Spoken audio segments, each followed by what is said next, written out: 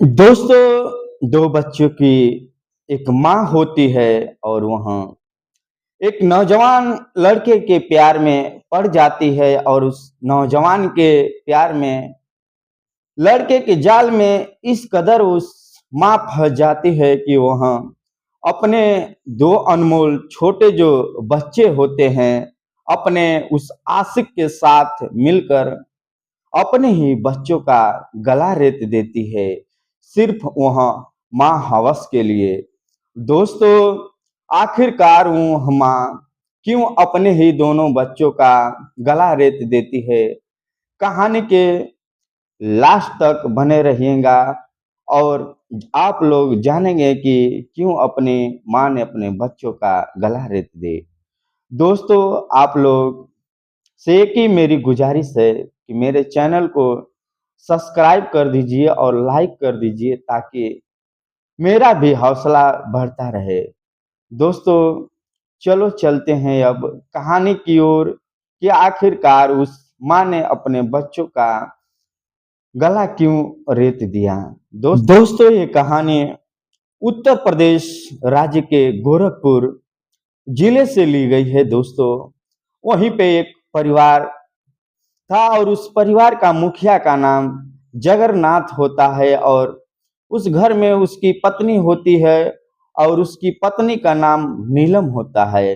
दोस्तों, उन दोनों पति और पत्नी के बीच में दो छोटे अनमोल बच्चे होते हैं, जिसका नाम ज्योति होता है लड़की का और लड़की का नाम विकास होता है। ज्योति का उम्र 8 वर्ष होता है और विकास का उम्र 11 वर्ष होता है।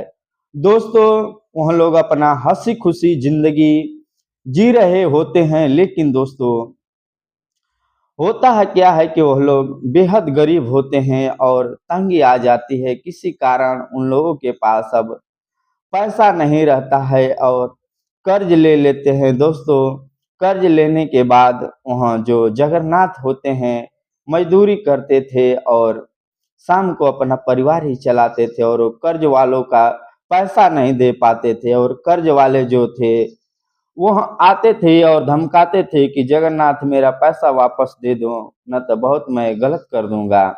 दोस्तों, जगन्नाथ आखिर कर भी क्या कर सकते थे। दोस्तों, फिर जो नीलम होती है वह जगन्नाथ से बोलती है कि स्वामी, क्यों ना आप कोई धंधा कर लेते हैं और पैसा जल्दी से कमा लेंगे तो हम कर्ज वाले का पैसा देकर अपने छुटकारा हो जाएंगे।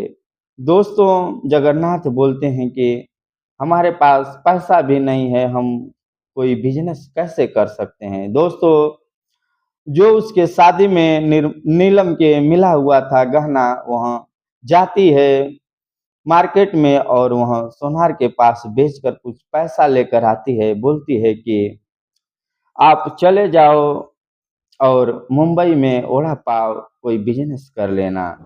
दोस्तों, नीलम से जगन्नाथ पैसा लेते हैं और अगली सुबह अपने बच्चे और पत्नी को छोड़कर गोरखपुर से ट्रेन धरते हैं और मुंबई के लिए आ जाते हैं। दोस्तों, मुंबई में आते हैं, किसी तरह वहाँ रूम का पता करते हैं और रूम खोज लेते हैं। दोस्तों, 2-4 दिन बीतते हैं और मुंबई में कल्याण एक जगह पड़ता है, वहीं पे अपना वड़ा पाव का ठेला डाल देते हैं, जो गाढ़ा बोलते हैं। उसी गाढ़ा पर वहाँ वड़ा पाव बेचने लगते हैं। दोस्तों, जगन्नाथ जो होते हैं इनका जो धंधा था धीरे धीरे अच्छा चलने लगता है और घर को पैसा भेजने लगते हैं और जो जिन लोगों का वह कर्ज लिए होते हैं धीरे धीरे वह चुकता कर देते हैं।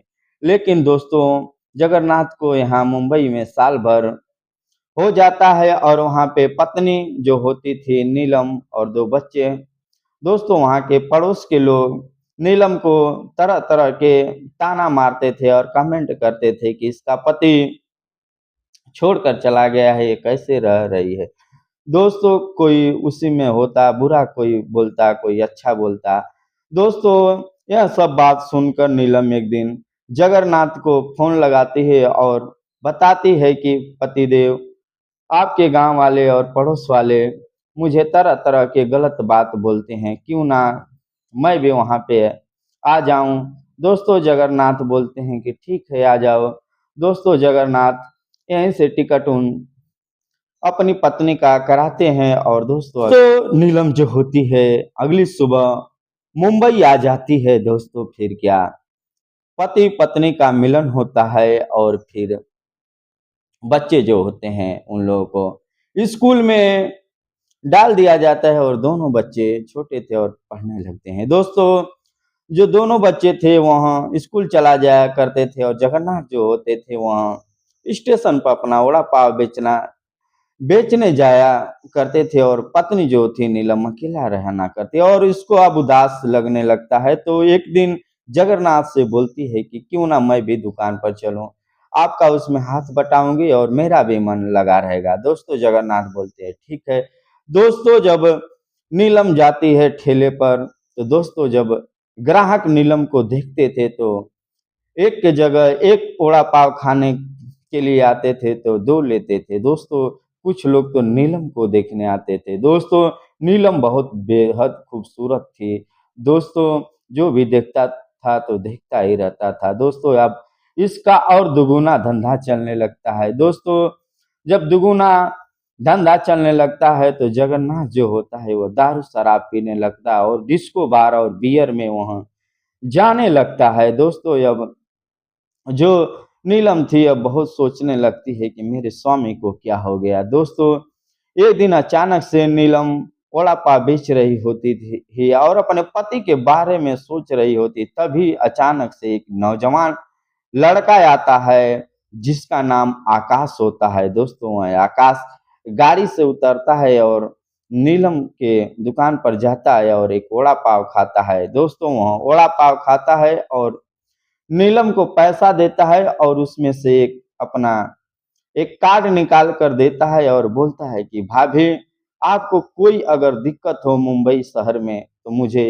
एक बार जरूर फोन कर दीजिएगा। दोस्तों यहाँ नीलम होती है ठेला बंद करती है। दोस्तों वहाँ जाकर अपने बच्चों में सोने की कोशिश कर नीलम को नींद ही कहाँ आ रही थी क्योंकि इसका पति रात को 12 बज गया था लेकिन वह अभी डिस्को बार में से आया नहीं होता है। अब इसको भी उदासी छाने लगती है।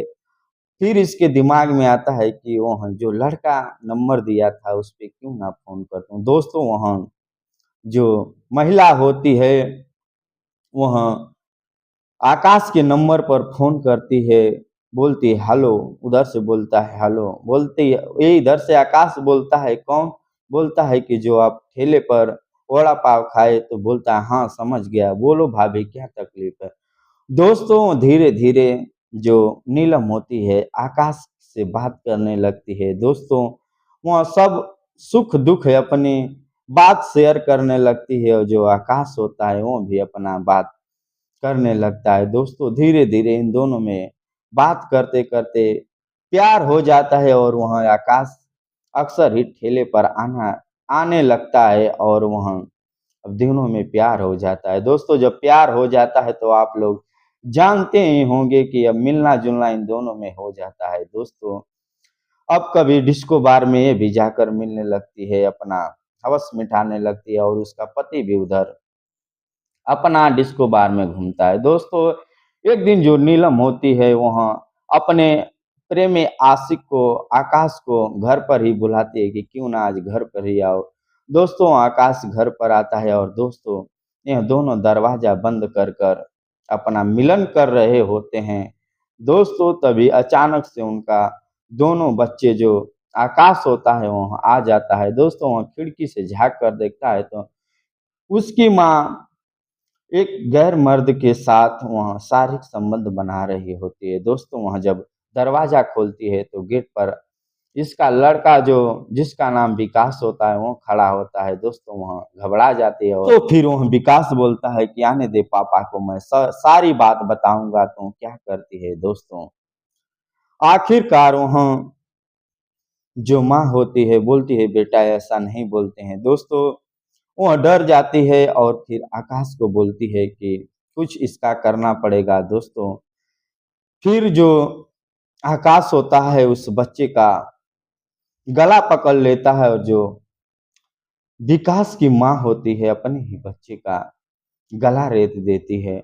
दोस्तों, जब गला रेत रही होती है तब ये चिल्लाता है, माँ मुझे मत मारो, मैं नहीं पापा को बोलूंगा। दोस्तों, इसकी आवाज सुनकर इसकी छोटी बहन ज्योति भी आती है, देखती है कि मेरे भैया का मेरी माँ गला रेत रही है। दोस्तों, जब ज्योति आती है बोलती है, माँ ऐसा क्यों कर रही है। दोस्तों, ये नीलम बोलती है अपने आकाश से कि इसको भी पकड़ो। दोस्तों, यह ज्योति का भी गला दबा देते हैं और इसका भी हत्या कर देते हैं। दोस्तों, फिर जल्दी जल्दी में इन दोनों अपने छोटे बच्चे को मारकर एक प्लास्टिक में पैक करते हैं और एक शाम को ले जाकर एक कूड़ा में फेंक देते हैं। दोस्तों, फिर जब शाम को जगन्नाथ आते हैं तो देखते हैं कि बच्चे नहीं हैं, तो पूछते हैं कि मेरा बच्चा कहाँ है। तो दोस्तों, इसकी औरत बोलती है कि अपने दोस्त के बर्थडे में गए हैं। दोस्तों बोलते हैं जाओ बुला कर लाओ।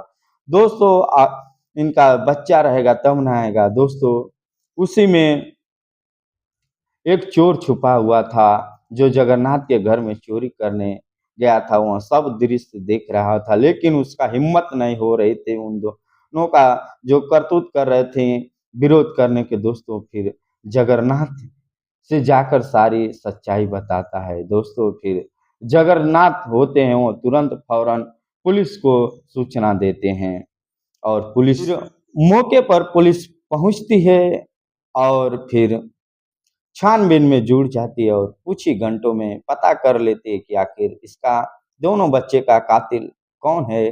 दोस्तों, नीलम और आकाश को हिरासत में लेती है और पूछताछ करती है, और पूछताछ करने के बाद सारी सच्चाई जान लेती है, और सच्चाई जान लेने के बाद इन दोनों को जेल में भेज देती है। और दोस्तों, फिर क्या, जगन्नाथ बेचारे अकेला पड़ जाता है। दोस्तों, यहीं से कहानी का अंत होता है। दोस्तों, प्यार के चक्कर में माँ ने अपने दो अनमोल बच्चों का गला रेत दिया। दोस्तों, कहानी आप लोगों को कैसे लगी, आप लोग कमेंट के माध्यम से जरूर बताएं।